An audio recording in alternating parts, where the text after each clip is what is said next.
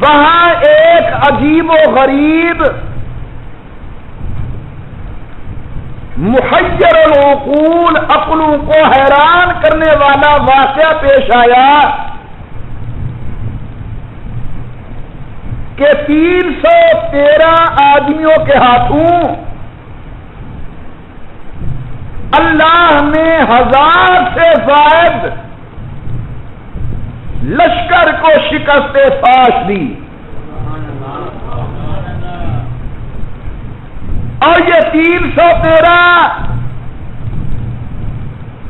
بے سر و سامانی کے عالم کے اندر بقول علامہ اقبال رحمت اللہ علیہ تھے، ان کے پاس 2 گھوڑے، چھویر ہیں 8 شمشیریں، اور بدلنے آئے تھے یہ لوگ دنیا بھر کی تدبیریں۔ مشرکین مکہ نے مکہ مکرمہ کے اندر کون سا وہ دھوکہ اور تکلیف ہے جو پیغمبر اور پیغمبر کی جماعت کو نہ دیا ہو؟ جب یہ اللہ کے برگزیدہ بندے مدینہ طیبہ تشریف لے آتے ہیں، سرداران قریش اور مشرکین مکہ کو یہاں ان کا سکھ کا سانس لینا گوارا نہ ہوا، پسند نہ آیا۔ یہ بڑی کرو فر کے اندر سامان حرب و جدال سے لیس ہو کر اپنے شام کے اندر محمد و آل محمد و صحابہ محمد کو مٹانے کی غرض سے مدینہ طیبہ کی طرف روانہ ہوئے کہ آج مدنی کریم صلی اللہ علیہ وسلم کی جماعت کو نعوذ باللہ ختم کر دیا جائے گا۔ ایک مقام ہے مقام بدر، یہاں دونوں جماعتوں کا ٹاکرا ہوتا ہے، ایک طرف مشرکین، دوسری جانب موحدین۔ ایک جماعت کا سردار ابو جہل، ایک قافلے کا میر کارواں مدنی کریم صلی اللہ علیہ وسلم، حضور اکرم صلی اللہ علیہ وسلم نے دیکھا کہ ہماری جماعت بھی تھوڑی،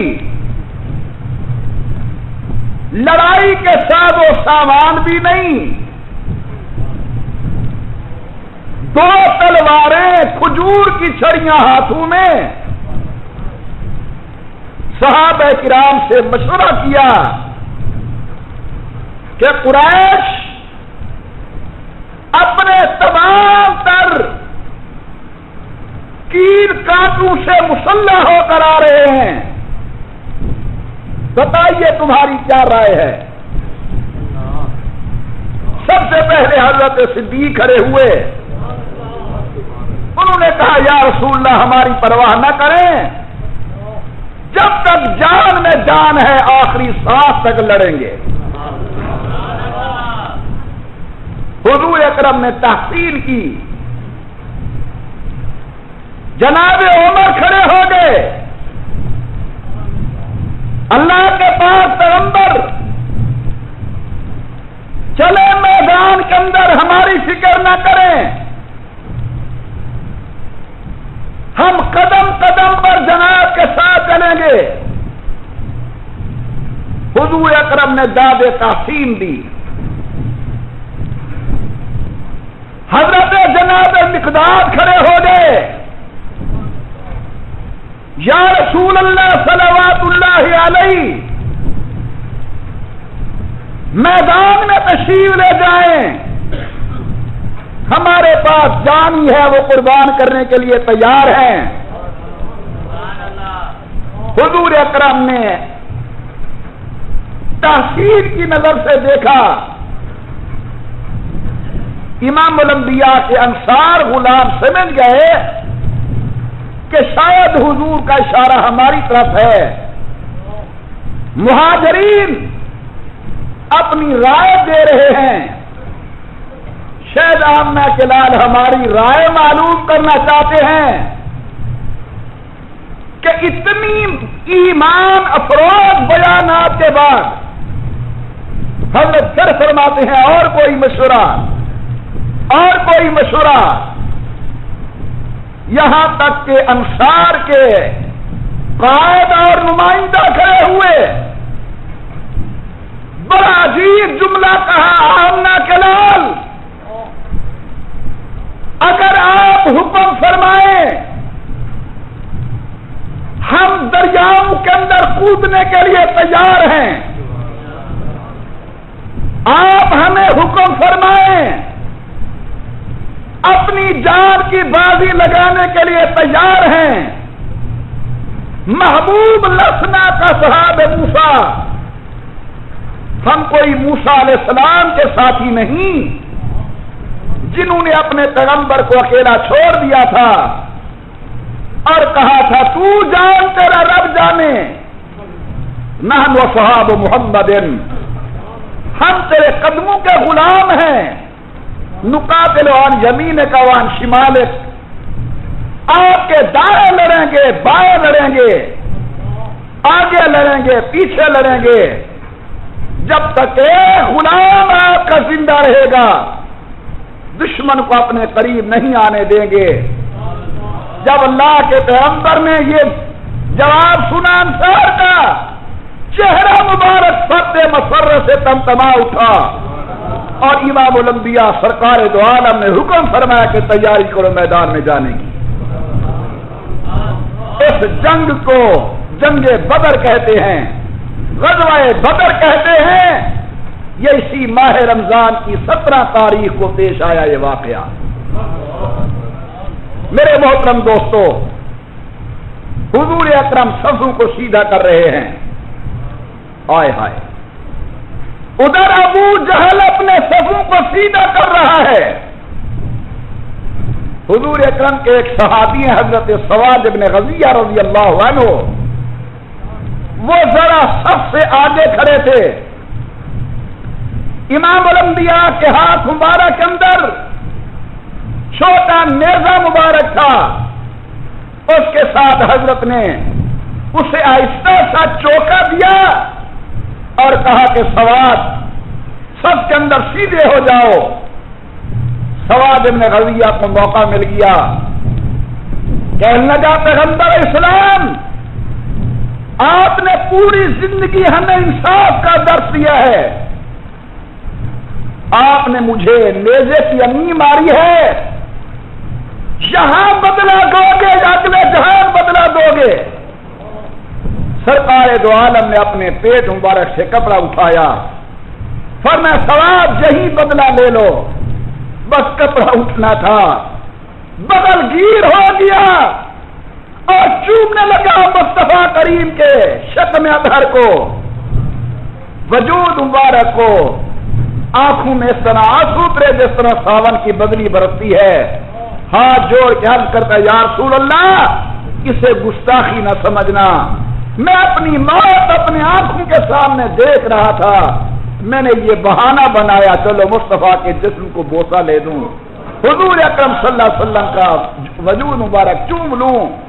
امام الانبیاء نے صفیں تیار کی اور ایک عریشہ کے اندر، چھپری کے اندر دستے دعا دراز کیے پروردگار عالم کی دربار کے اندر۔ لمبا واقعہ ہے، میں جلدی کرنے کی کوشش کروں گا۔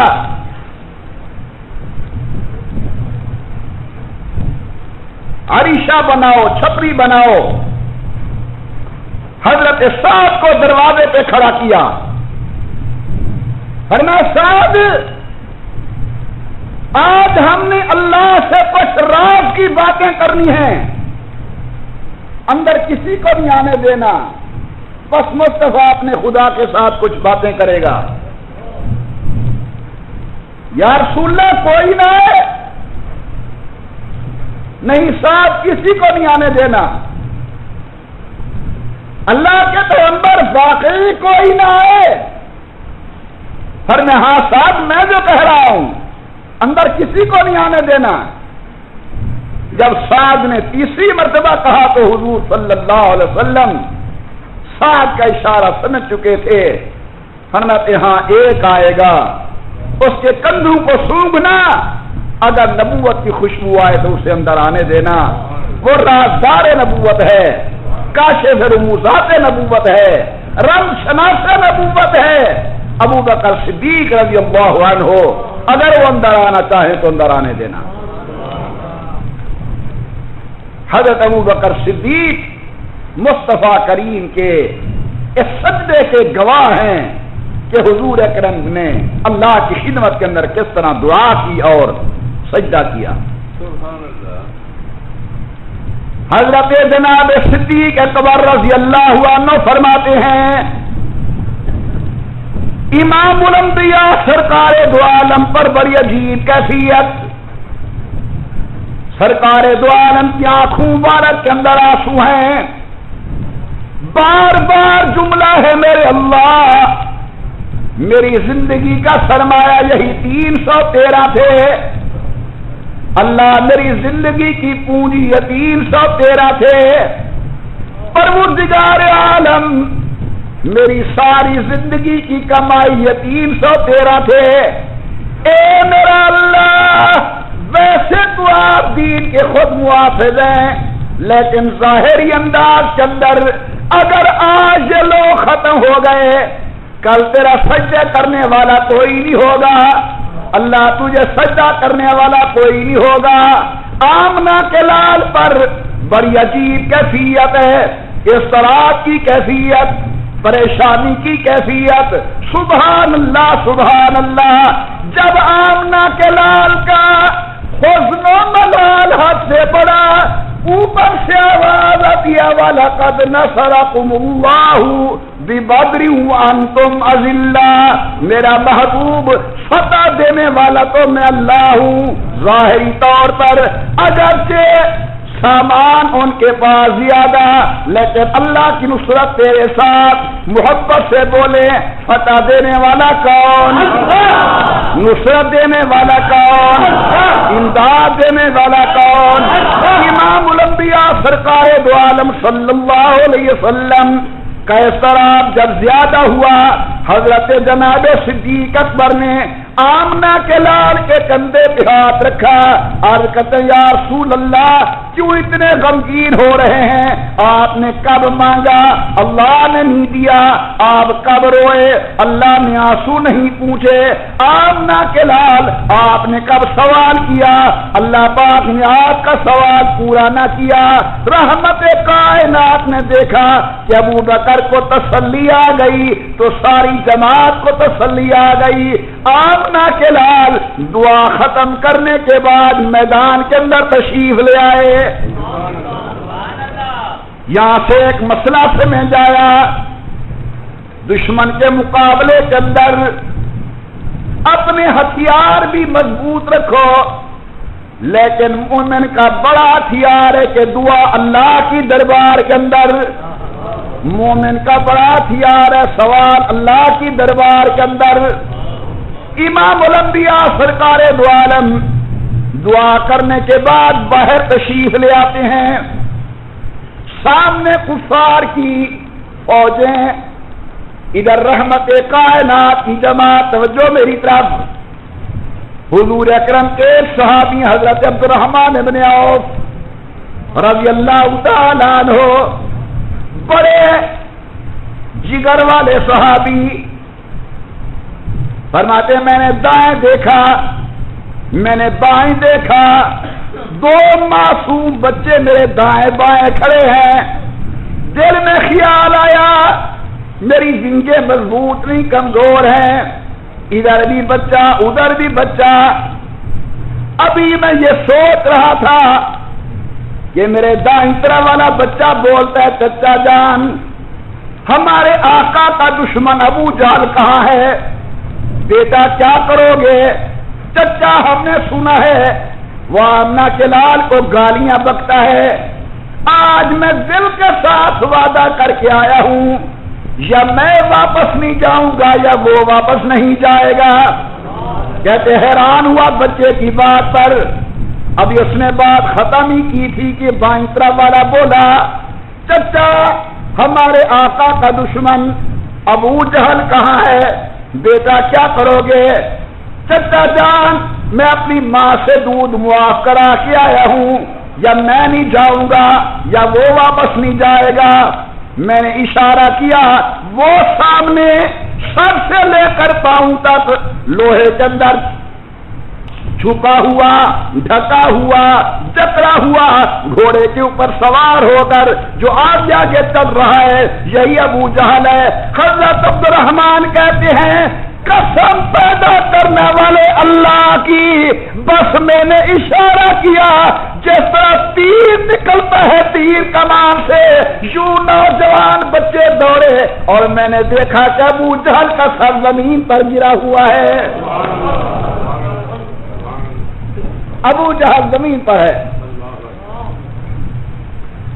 سرکار دو عالم صلی اللہ علیہ وسلم نے میدان بدر کے اندر فرمایا انہو جبرائیل آخذ باللجان فرسہی، کہ میں اپنی آنکھوں سے دیکھ رہا ہوں حضرت سیدنا جبرائیل امین میدان بدر کے اندر اتر چکے ہیں۔ سبحان اللہ، سبحان اللہ، ذرا ذوق سے کہے سبحان اللہ۔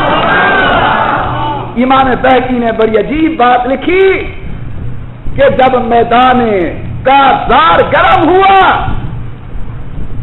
اور غلامان نبوت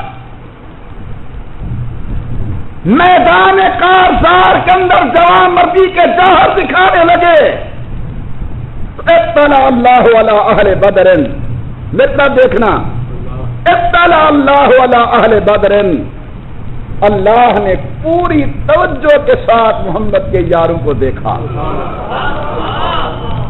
اطلع اللہ علی اہل بدر، اللہ نے پوری توجہ کے ساتھ امام الانبیاء کے یاروں کو دیکھا اور دیکھنے کے بعد کہا اعملوا ما شئتم، جو دل چاہے کرو جنت میں تمہارے نام واجب کر چکا ہوں۔ نعرہ تکبیر، اللہ اکبر، مدد صحابہ زندہ باد، مدد صحابہ زندہ باد، جو جی چاہے کرو جنت تمہارے نام واجب کر چکا ہوں۔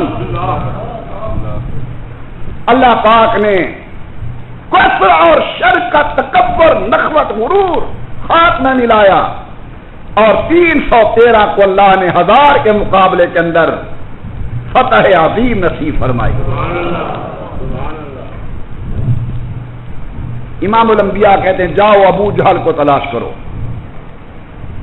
حضرت عبداللہ ابن مسعود رضی اللہ تعالی عنہ جا کر دیکھتے ہیں ابو جہل زمین پر گرا ہوا ہے، ابھی زندگی کی رمق باقی ہے۔ ابو جہل کو بالوں سے پکڑا، سر کے بالوں میں ہاتھ ڈالا اور فرمایا سنا خدا کا دشمن، اللہ نے محمد کو عزت دی ہے کہ نہیں دی؟ سنا اللہ نے محمد کو عزت دی ہے یا نہیں دی؟ سر کاٹ کر بارگاہ نبوت میں لے آیا۔ امام الانبیاء نے فرمایا اگر کسی نے میری امت کا فرعون دیکھنا ہو تو ابو جہل ہے۔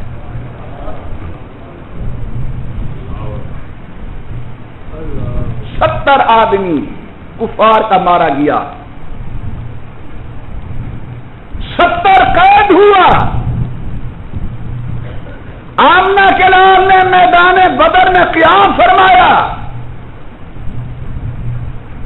بدر میں مرنے والے کافروں کی لاشوں کو حضور نے ایک گندے کنویں کے اندر ڈالا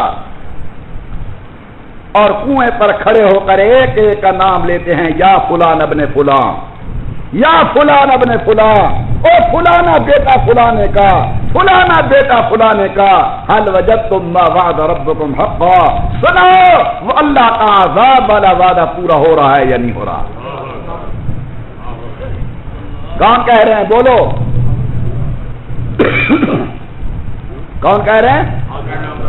اونچی آواز سے حضور، حل وجدتم ما وعد ربکم حقا، رب کا وعدہ عذاب والا ہو رہا ہے پورا یا نہیں؟ یعنی جسم کو خطاب کر رہے ہیں حضور۔ اسی کنویں کے اندر پڑے ہوئے کو حضرت جناب عثمان حضرت عمر نے عرض کیے اجساد لا ارواح لہا، یا رسول اللہ یہ تو جسم مرے پڑے ہیں، ان کی روحیں تو اندر نہیں، آدم مردہ بے جان جسموں کے ساتھ بات کر رہے ہیں۔ اللہ کے پاک پیغمبر فرماتے ہیں عمر یہ تم سے بھی زیادہ سن رہے ہیں، یہ تم سے زیادہ سن رہے ہیں۔